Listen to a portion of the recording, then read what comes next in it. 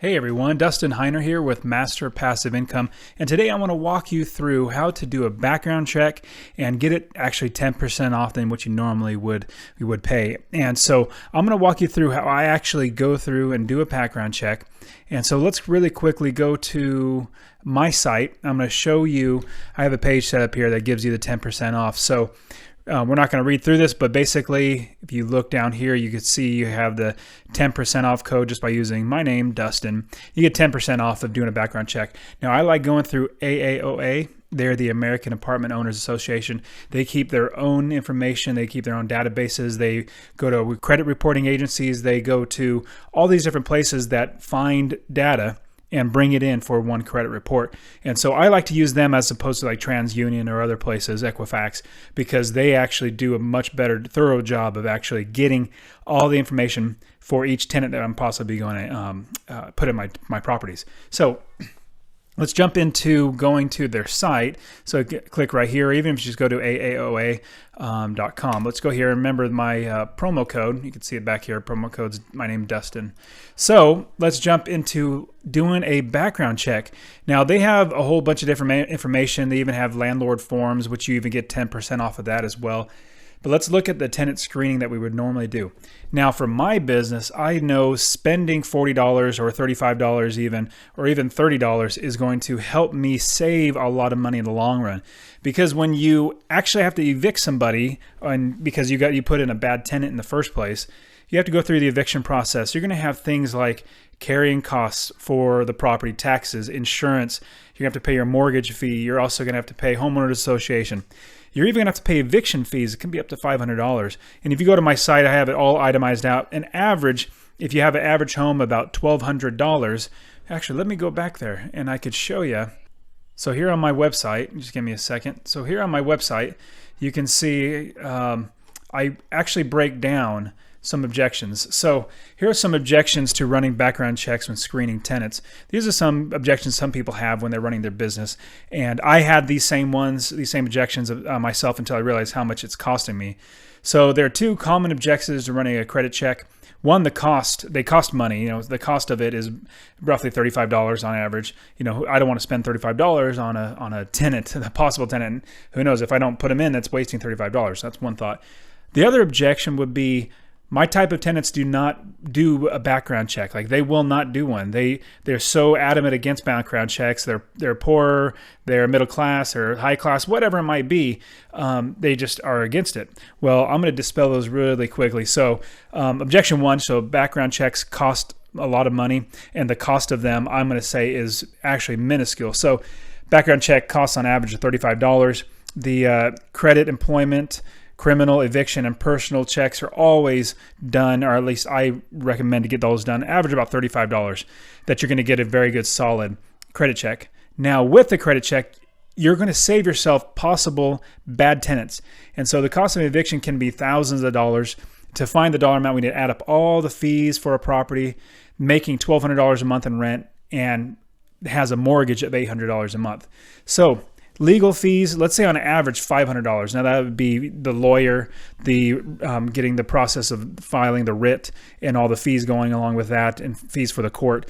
Let's just say an average of $500 to actually do the eviction, pay for it. Loss of rents, you're looking at $1,200 rent that you normally would get for 3 months. That's $3,600. If you're in California, it might stay unrented for 4 or 5 months. If you're in places like Texas, maybe 2 months. So it just depends. But let's just say on average, you're going to have 3 months loss of rent from the time they stop paying to the time you evict, and then you finally clean up the place, and then you finally get a renter. So let's say 3 months turnaround. So that's going to be $3,600 out of your pocket. That's not including the mortgage payment of $800 over 3 months, because you still have to pay the mortgage every single month. That's $2,400.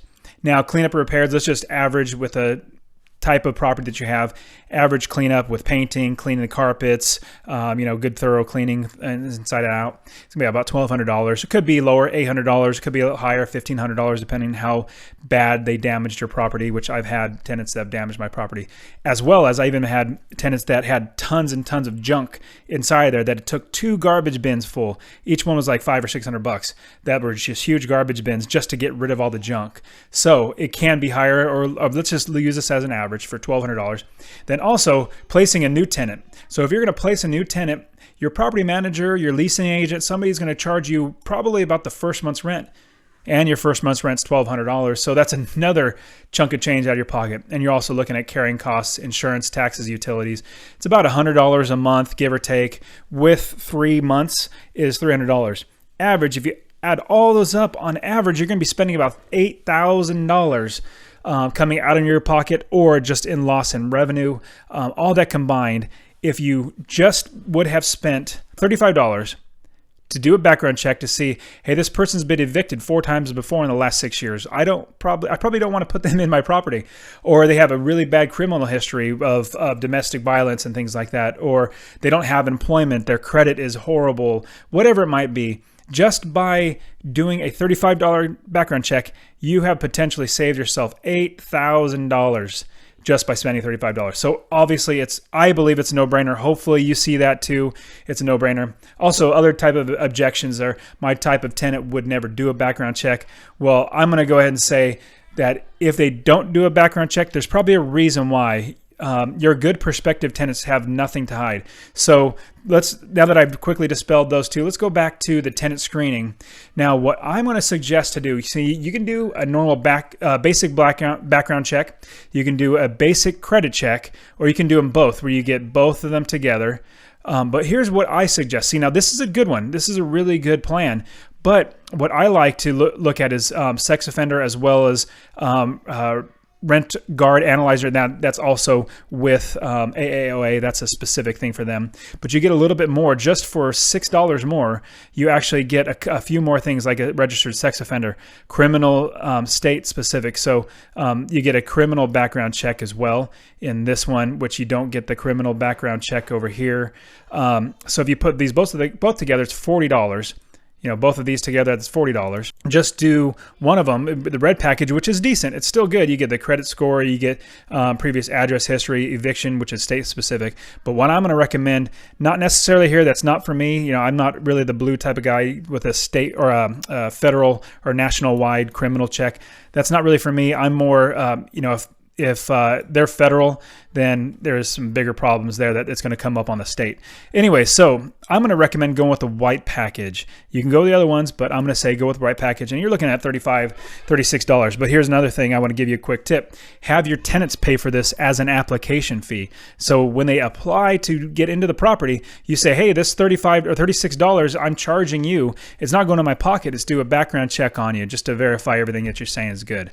Now let's go ahead and jump in with this white package here with AAOA and their background checks.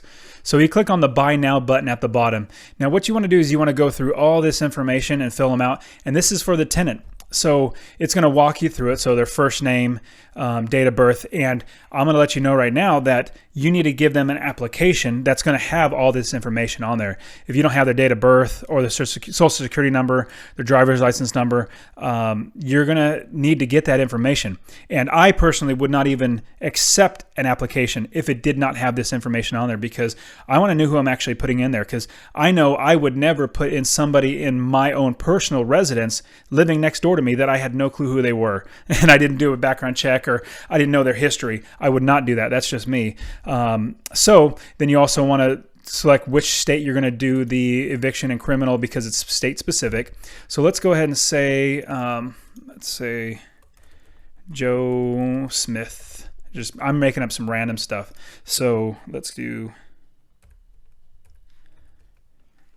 not 10. There we go. Say 1939, really old guy. So make up something real quick, because I'm just going to show you and walk you through it. You could put social security numbers unknown, which is fine. Let's see, but I would not go through with it if it didn't. Let's say Arizona. We're living in Arizona. There might be one extra. So it must be tenant's own unique email address. It cannot be shared. AAOA will obtain permission from the tenant and notify you via email when the credit report is ready to be viewed. So they're actually going to go tell the tenant, hey, I need you to approve this, and then it comes back to you. So let's say Joe Smith at AOL.com, fake email address. Obviously, there probably is somebody with that, but I'm not going to actually go through with it. So we're going to say Arizona because that's what state my property's in. I'm going to have that rent. Now let's just make up an address so you can have it. Hey, there we go. I have no idea. It actually just populated for me. I just typed in those numbers. Anyway, so fill that in for me. Property manager, if you want to fill those in, you can. How much your monthly going to rent? Let's just say monthly rent's going to be $1,200. Deposit's $1,200 as well. Property manager, I'm making a number up. There we go. And hit continue.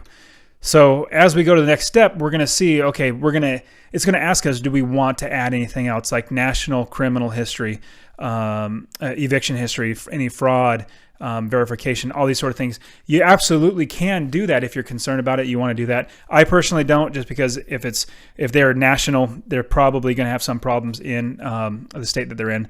But obviously, that's definitely something you choose. Go to hit continue.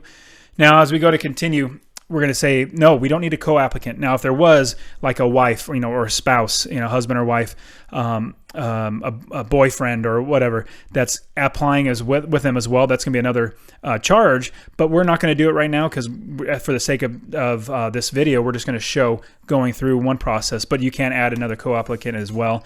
Obviously, you want their information. So you got a white package. Let's go down here. I'm going to show you $35. $35.99, $95 is what's going to be the cost. But if you type right here, go to promo code, type in Dustin, and hit apply, you're going to get 10% off of your order. So you got $3.60 off. Now, obviously, if you got bigger packages, 10% is 10%. Then you go all the way through and you produce the results, and it'll actually produce an order for you, and it'll, in a relatively quick form, come back to you after it goes to the tenant, says, hey, tenant Joe Smith, is it okay if we run the credit report? Your potential landlord's asking for it. He's going to say yes and apply it, and you're going to be good to go. So you're going to be able to place your report. So this is what a sample credit report is going to look like. Now, obviously, this is different information that I just fake put in, Joe Smith and everything. But we go down this screening report, and after the tenant gives the approval, then you go down to, you get this in your email, and you're going to be able to go through all this. So as we go down the list, we're going to see their personal information, date of birth, current address, previous address. Now, this is important because you want to make sure this lines up with their application. My applications have previous addresses on there as well, so I can verify that on their credit report, because if they're lying on one, you never know what else they're going to be lying on. So you could see how long they've been living there, reported since. So this is basically the personal information for the potential tenant. Now let's scroll down a little bit. So the credit summary. So we're going to look at how they are with their credit. If they have any inquiries recently, people or companies that are looking to give them credit, and how many actual accounts they have open, what's their high credit, how much they actually owe, total credit limit, total revolving amount. So everything about their credit is inside of here. Now, what I would look at is total account balance and total monthly payment. So these two are going to, actually, this is one of the biggest one, total monthly payment. So if they make $2,000 a month and you're renting a property for $800 a month, and they have a $144 more credit card payment, that's not that bad. They're going to be $1,000 out of pocket with the rent and their credit card payment. They have an extra $1,000 if they have their girlfriend live with them. But that's extra money. But it would say, for instance, you actually have somebody with a $2,000 monthly payment right here because they have so much debt. Their actual debt is like, $30,000, but their monthly payment is actually close to $1,000. That's going to eat up all their income, and you're going to realize they're going to have very little ability to pay back the rent, and as well as pay off the rent, as well as pay back the how much they owe on their credit card. So they'll keep going into debt, and eventually they're going to not be a good tenant. They might have to be kicked out, or evicted, or they'd move out. So you want good tenants. So their scorecard. So this is their general credit score for their person. So 535 is not horrible. It's not great. You can see green right here would be really good. and anything down here in this yellow range is okay. Then you start getting a red area. So this is bad and this is horrible. Stay far away is what it probably seems like. And that's what I would do. So usually for me, anywhere from here to here, I would rent to. On a rare occasion, would I rent to somebody inside of this area right here on a very rare occasion. But usually if I stick in here, I find that I'm pretty okay as long as everything else checks out. So let's keep going down. It shows what they actually have in collections, how much the creditors are coming after them for. So this is the company, this is how much the amount due, and this is the original balance. Obviously, you got interest tacked on and some more. So 1, 2, 3 accounts, 4 accounts, 5 accounts. So they have a lot of different accounts open, but they're, $496, $290. So it's good and bad. Good, it's not a high dollar amount, but bad, this person has a lot of different accounts open, which means they're not paying their bills, which could potentially mean they're not paying your bills, your rent. And so with this type of tenant, I would possibly be okay with somebody, this person renting in a $500 a month property, but definitely not something that's like a $1,200 a month or even a $1,500 a month property. It'd be much more, I'd wait for better tenants to come around. So any trade lines, any lines that they have open, $1,839 here. So let's go to the payment history. So you can see their payment history. They actually give you okay. So these, for Mountain Bank, they're not in collections. They're okay here, not in collections for their bad company. So these yellow ones means that they didn't do a good job. So these okays are saying that they got their payments made on time, but these ones are saying how many days late they are. So this is not good. So 90 days late, 120 days late, then 120 days late in June. So you want to look at how they are with making their payments. So you can see if they stop paying here, well, this is 90 days from February to April, that's 90 days. Then all the way to 120 days.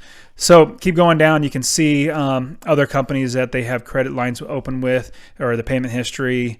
Keep going down. So this is what they're going to give you, the overall result. So based on the credit requirements you've set for this property, the credit history for this applicant contains adverse events that indicate a significant risk in the applicant's ability to meet the lease terms you've indicated. The risk is significant enough that you should not lease this applicant without additional financial security, which is a great point.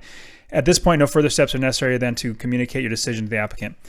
So 2 points. So I'll start with this one. So what you can do is ask for more security deposit. Say, hey, your background check came back and it doesn't fit our rental criteria. They're going to say, hey, well, what is your rental criteria? It's like, well, it just doesn't fit. You're under no obligation to tell them why you decided not to go with them. And if they keep hammering, say, I just can't tell you, it just doesn't fit. You are under absolutely no obligation to tell them.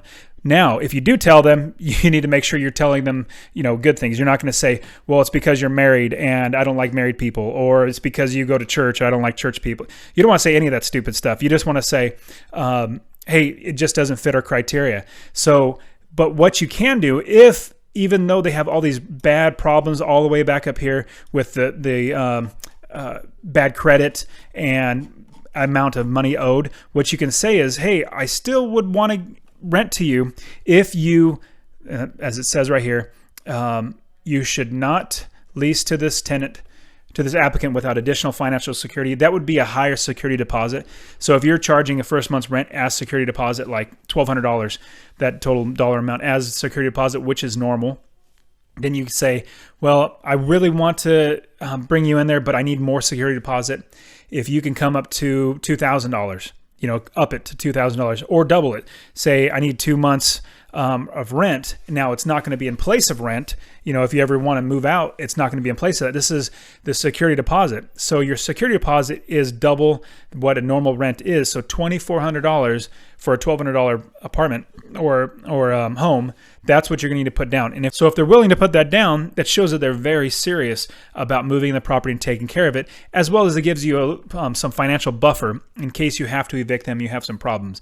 And this is another thing I want to bring up. At this point, no further steps are necessary other than to communicate your decision to the applicant. And I just briefly talked about it. You are under no obligation whatsoever to tell them why you denied them. You just say, it just doesn't fit our criteria for what we're looking for in our property. I appreciate you applying, but we're going to have to move on. That's all you got to say. And do not say another word after that. You could get yourself into hot water if you just keep talking.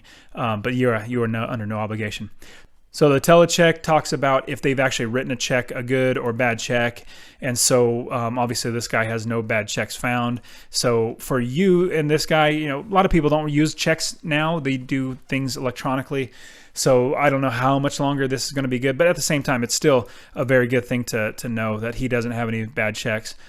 Previous address history, this will be really good information because you're going to want to put that back to what he put on his application, as well as you're going to be able to call, if there's a phone number here, hey, if this guy's name is Jonathan Consumer, hey, how was Jonathan as a tenant? Can you tell me a little bit about him?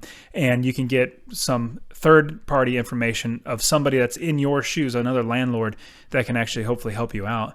So national eviction, so it actually shows any evictions that he has. This guy has no records, which obviously is a good thing.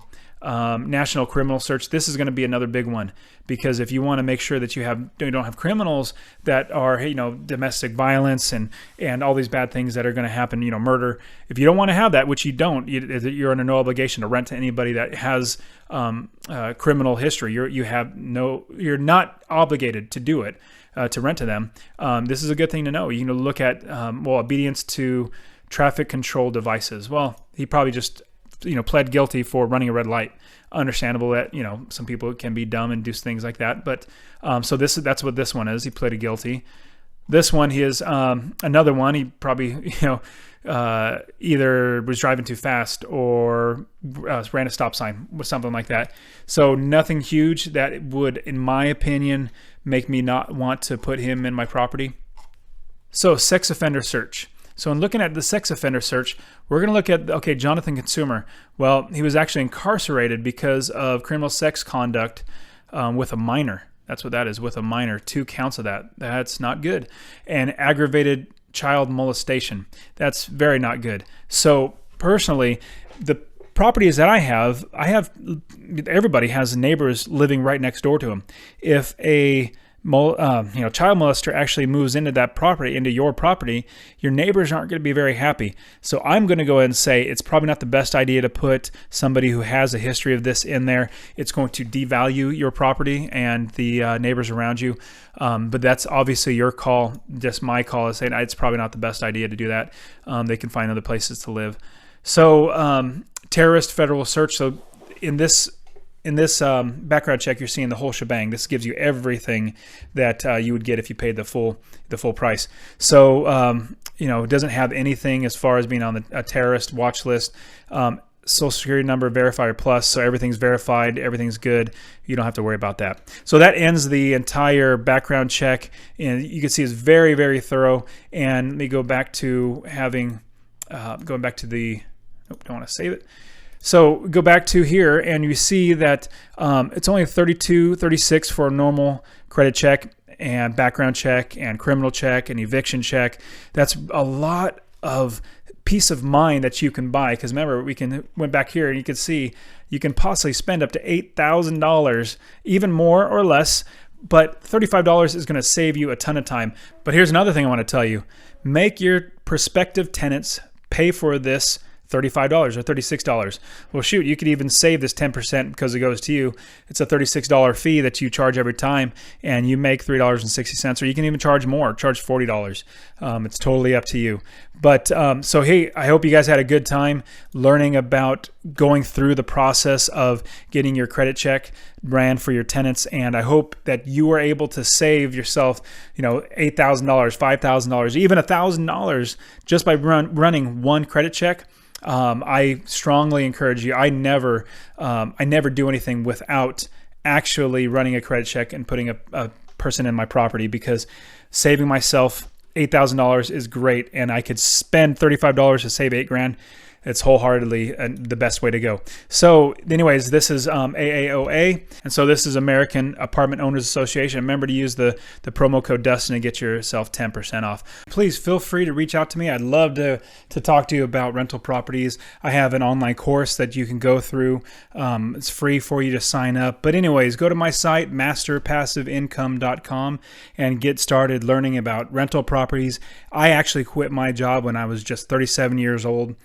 Took me 9 years to build up my business so that I could quit, and now I have plenty of time to play with my kids, be with my wife, go on long vacations and travel, and plenty of money to do so. So anyways, hey, thank you very much again. Again, this is Dustin Heiner with Master Passive Income, and I hope to see you soon and hope the best for everything for you.